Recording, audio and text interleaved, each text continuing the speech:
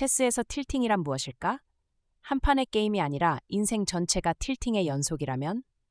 김영하의 소설 틸팅은 체스라는 게임을 통해 인간의 본질을 탐구하는 작품이다. 제목 그대로 틸팅은 체스 용어로 감정에 휩쓸려 이성적인 판단을 잃는 상태를 말한다. 주인공은 체스 챔피언이다. 그는 보드 위에서만큼은 완벽한 통제력을 발휘하지만 보드 밖의 삶에서는 번번이 무너진다. 체스의 규칙은 명확하다. 하지만 인간관계, 사랑, 상실의 규칙은 불투명하다. 그는 여심 4칸 안에서는 적을 읽어내지만 자기 자신의 감정은 읽지 못한다. 김영하는 체스를 메타포로 삼아 질문을 던진다. 우리는 통제할 수 있다고 믿는 삶에서 얼마나 자주 틸팅하고 있는가? 분노, 질투, 불안에 사로잡혀 최악의 수를 두는 순간 우리는 보이지 않는 보드 위의 말이 된다. 소설은 2개의 시간축을 오간다. 과거의 체스 경기들과 현재의 일상이 교차하며 독자는 점차 주인공이 무엇을 잃고 있는지 깨닫게 된다.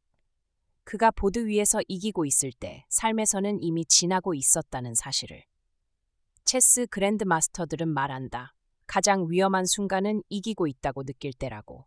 방심이 곧 틸팅의 시작이다. 김영하는 이 지점을 정확히 찔러낸다. 우리가 가장 안전하다고 믿는 순간 이미 균열은 시작되고 있다는 것을. 소설이 주는 가장 날카로운 통찰은 이것이다. 틸팅은 약한 자만의 문제가 아니다. 오히려 강한 자일수록 더 깊이 틸팅한다. 자신의 통제력을 과신할수록 무너질 때의 충격은 더 크다. 주인공은 체스판에서 수백 번 역전승을 거두었지만 자기 삶의 역전패는 막지 못한다. 김영하 특유의 건조하고 정확한 문장이 이야기를 더욱 날카롭게 만든다. 감정을 과시하지 않으면서도 독자의 가슴을 정확히 찌르는 문장들. 그는 마치 체스의 엔드게임처럼 불필요한 것들을 모두 걷어내고 핵심만 남긴다. 김영하는 이 소설에서 한 가지 불편한 진실을 꺼내놓는다. 우리는 모두 무언가에 틸팅하며 살고 있다는 것. 그리고 그 사실을 직면하는 것이야말로 다음 수를 제대로 두기 위한 첫걸음이라는 것. 체스판 앞에 앉아있는 건 주인공만이 아니다. 바로 당신이다. 김영하 작가의 소설 틸팅. 이 소설을 딱 한 문장으로 말하면요. 바로 이거예요. 내가 책을 읽는 게 아니라 책이 나를 읽는 듯한 그런 경험이랄까요? 자, 이게 무슨 말인지 한번 제대로 파고들어 보죠. 이 소설을 제대로 이해하려면 딱 한 단어만 기억하시면 돼요. 바로 틸팅입니다. 이게 원래 체스에서 쓰는 말인데 감정이 너무 격해져서 이성적인 판단력을 잃고 말도 안 되는 실수를 저지르는 상태, 그걸 말하거든요. 혹시 게임 좋아하시는 분들이라면 아, 그거 하고 바로 감이 오실 거예요. 근데 이 소설이 진짜 던지는 질문은 여기서부터 시작돼요. 만약에 그 틸팅이 딱 한 판의 게임이 아니라 우리 인생 전체에서 벌어지고 있다면 어떨까요? 바로 이 질문 하나로 이야기가 그냥 게임 얘기가 아니라 완전히 다른 차원으로 넘어가 버리는 거죠. 자, 첫 번째 파트에서는요, 이 소설이 어떻게 체스라는 게임을 통해서 우리 삶의 아주 근본적인 문제를 파고드는지 그걸 한번 들여다볼게요. 일단 주인공이 누구냐면요, 바로 체스 챔피언입니다.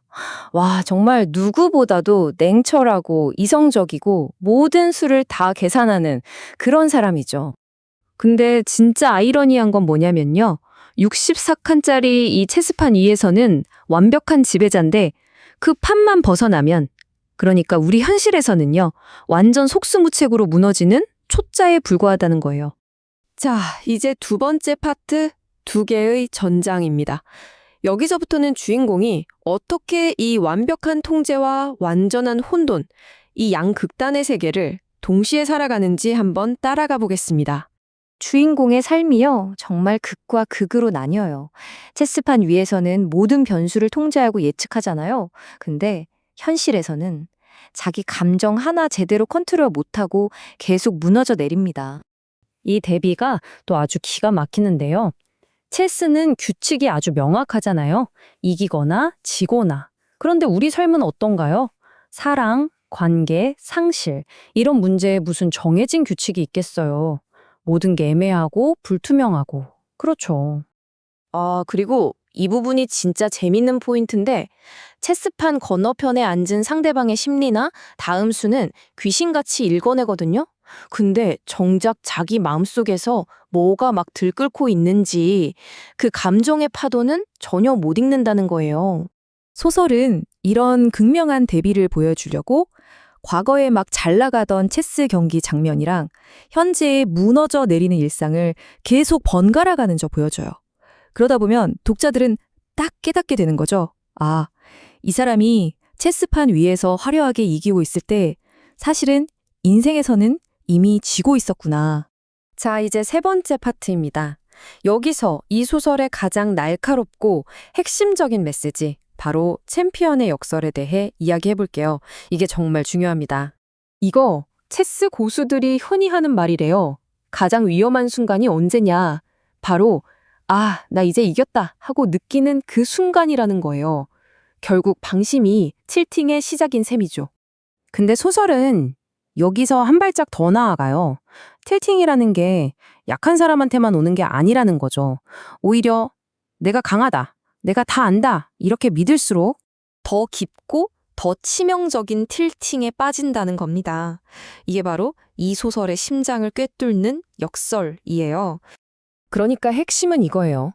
내가 모든 걸 통제할 수 있다는 그 자신감, 어쩌면 오만함이 한번 무너질 때 모든 걸 잃게 만드는 가장 큰 이유가 된다는 겁니다. 주인공 수백 번이나 짜릿한 역전승을 거둔 챔피언이었잖아요.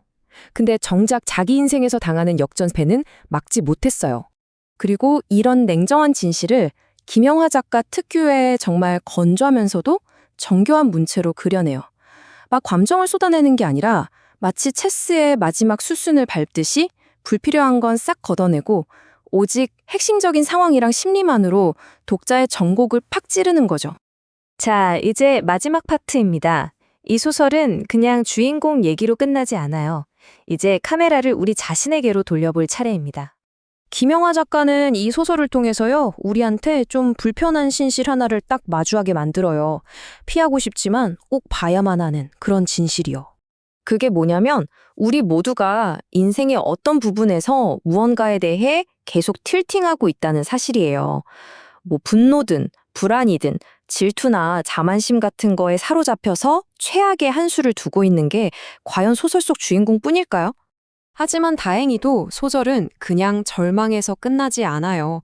내가 지금 틸팅 상태라는 걸 인정하고 그걸 똑바로 쳐다보는 것. 바로 거기서부터가 잃어버린 판단력을 되찾고 다음 수를 제대로 두기 위한 첫걸음이라고 말해주는 거죠.